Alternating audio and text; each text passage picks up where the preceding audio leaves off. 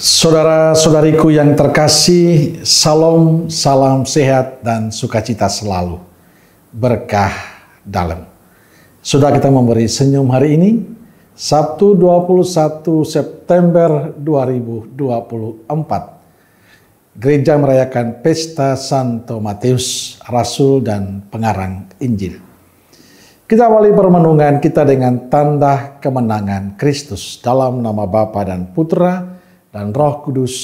Amin. Permenungan kita diambil dari Injil Matius bab 9 ayat 9 sampai 13. Setelah Yesus pergi dari situ, ia melihat seorang yang bernama Matius duduk di rumah cukai. Lalu ia berkata kepadanya, "Ikutlah aku." Maka berdirilah Matius, lalu mengikut dia. Kemudian ketika Yesus makan di rumah Matius, datanglah banyak pemungut cukai dan orang berdosa dan makan bersama-sama dengan dia dan murid-muridnya. Pada waktu orang Farisi melihat hal itu, berkatalah mereka kepada murid-murid Yesus, "Mengapa guru memakan bersama-sama dengan pemungut cukai dan orang berdosa?" Yesus mendengarnya dan berkata, "Bukan orang sehat yang memerlukan tabib, tetapi orang sakit. Jadi pergilah dan pelajarilah arti firman ini. Yang ku kehendaki ialah belas kasihan dan bukan persembahan. Karena aku datang bukan untuk memanggil orang benar, melainkan orang berdosa." Saudaraku yang terkasih, hari ini gereja merayakan pesta Santo Matius, Rasul dan penulis Injil. Matius disebut juga Levi, seorang pemungut cukai dan digolongkan orang berdosa menurut kaum Farisi dan para ahli Taurat. Kisah hidup Santo Matius diceritakan dalam Injil hari ini. Dikatakan Yesus memanggil Matius, "Ikutlah aku." Bagi orang Farisi dan para ahli Taurat ini aneh. Mungkin juga bagi kita, kok bisa seorang yang dikenal pendosa, seorang yang dianggap tidak pantas, dipanggil Yesus untuk mengikutinya. Pertanyaan, mengapa Yesus memanggil Matius, seorang pemungut cukai? Kita tidak bisa memberikan penjelasan atau jawaban yang pasti. Tapi saya yakin Yesus punya rencana besar terhadap diri Matius.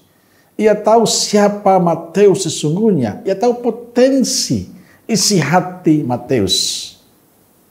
Dan Injil mengatakan Matius menanggapi panggilan Yesus itu, ajakan Yesus itu dengan baik. Maka berdirilah Matius lalu mengikuti Yesus. Matius meninggalkan segalanya dan mengikuti Yesus. Saudaraku yang terkasih, kisah hidup Santo Matius dapat kita temukan dalam kehidupan kita.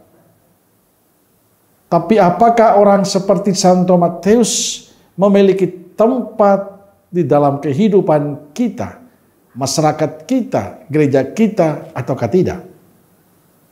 Rasanya tidak. Mereka yang seperti Santo Matius kurang dihargai, kurang diterima dalam masyarakat dan juga gereja. Orang lebih mudah menghakimi. Maka tindakan Yesus mengajak Matius hendaknya menjadi tindakan dan sikap kita untuk melibatkan semakin banyak orang dalam karya pelayanan. Membuka hati untuk siapapun yang punya niat baik, termasuk mereka yang dianggap kurang pantas.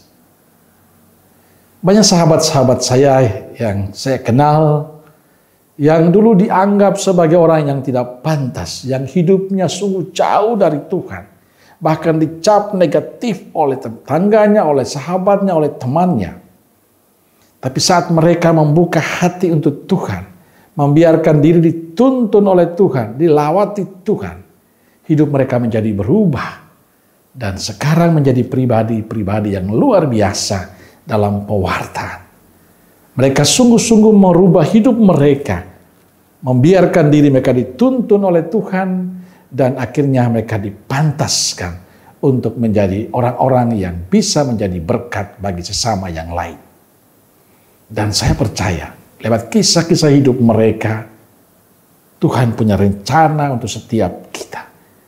Yang mungkin menurut kita tidak pantas, tapi belum tentu menurut Tuhan tidak pantas. Saya yakin Tuhan punya cara tersendiri untuk setiap orang. Yang terpenting adalah terus membuka hati untuk Tuhan. Membiarkan diri kita, hidup kita dipimpin, dituntun oleh Tuhan. Supaya kita semakin dipantaskan. Sebab rancangan Tuhan adalah rancangan yang paling indah untuk kehidupan kita. Amin. Semoga Allah yang Maha Kasih memberkati saudaraku sekalian. Bapa, Putra, dan Roh Kudus. Amin. Roh Kudus Nazaret, doakanlah kami. Amin. Berkah dalam.